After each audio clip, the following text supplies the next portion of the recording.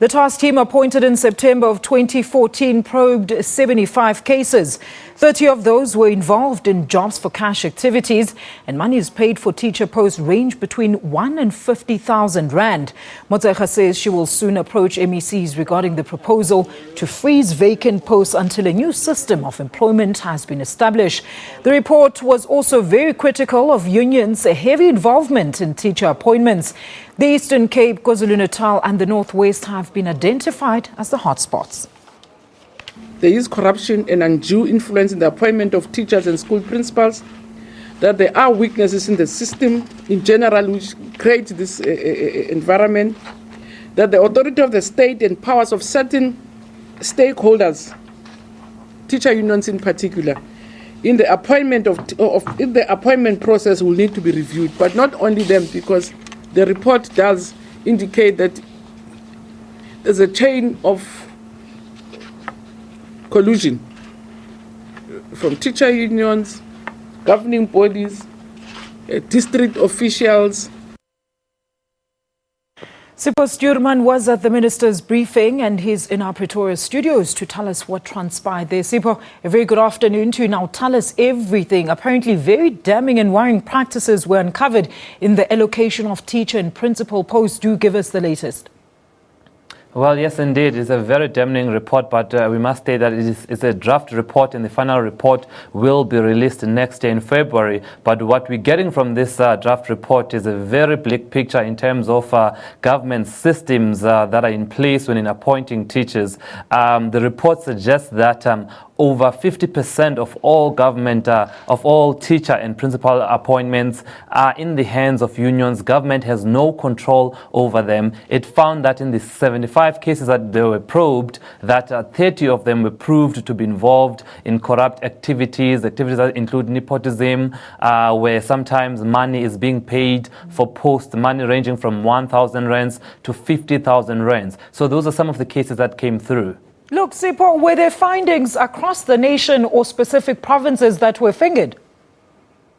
Well, it looked at the country as a whole, but of course there are hotspots such as the Eastern Cape, KZN and Free State that were really just fingered as provinces that are in real trouble, where there is a need for immediate intervention, where these practices of cash for jobs seems to be getting out of control. However, the minister did mention that in provinces such as the Western Cape and Northern Cape and to an extent Gauteng, those practices are not really that big and they are not really affecting appointments of teachers to a greater degree than the other three that I've mentioned. And saying that even though she is proposing that all teacher posts be frozen, she said provinces such as the Northern Cape and the Western Cape perhaps may be exempt from that because of the fact that they are really following processes. But of course there is great concern when it comes to the Eastern Cape and KZN, because there it seems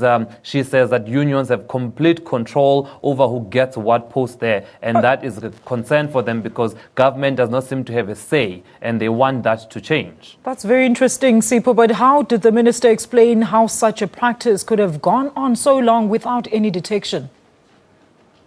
Well, she actually did take some of the responsibility and to say, you know what, this is a weakness on our part as government, and that we need to strengthen our systems. She mentioned, she says that this is due to poor leadership. She said that the systems are in place, but they are not followed, and that for far too long they allowed this to go unchecked. But she also suppose shifting a bit of blame for himself, saying that provinces are themselves responsible for appointing teachers. So even though she has this report, she still needs to go to the provinces to discuss it with them. So it's not necessarily her who's going to go there and say, okay, appoint so and so. But she says the provinces also need to take responsibility and realize that appointing people for different reasons other than their quality of education or their quality of service is actually failing the country and failing the students. So she says that she hopes that she will encourage them to see that cadre deployment, nepotism is failing the country, and it amounts to wasteful expenditure because we get the wrong people into critical teaching posts. Look, Sipho, before I let you go, you mentioned earlier that some of the unions were fingered, and we know that SATU is one of those unions. But what can you tell us in terms of how the minister actually plans to mete out the justice? Now, what is the next step, and what have the unions responded?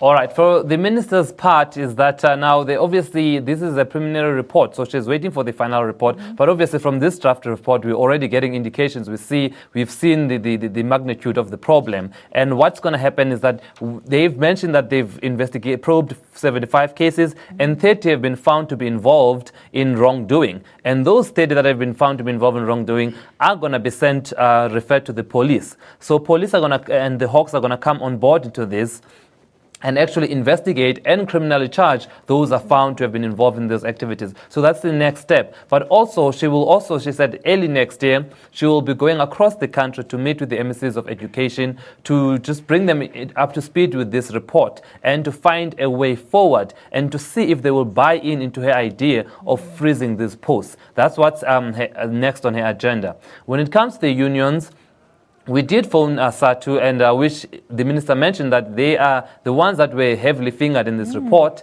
And SATU said, firstly, they welcomed the report and that they had supported the idea of the investigation from the beginning. But then they felt that the wording that's used, that they're heavily involved in this, paints them in bad light. And so they distanced themselves to say, if any of our officials are involved, then let the law take its course. But it's not a behavior that we encourage as SATU. So they just gave you what you would expect as a standard response to a scandalous report such as this. All right, that's Sipho Stuurman live to us from our Pretoria studios, giving us the brief of the teachers and principal post for sale scandal.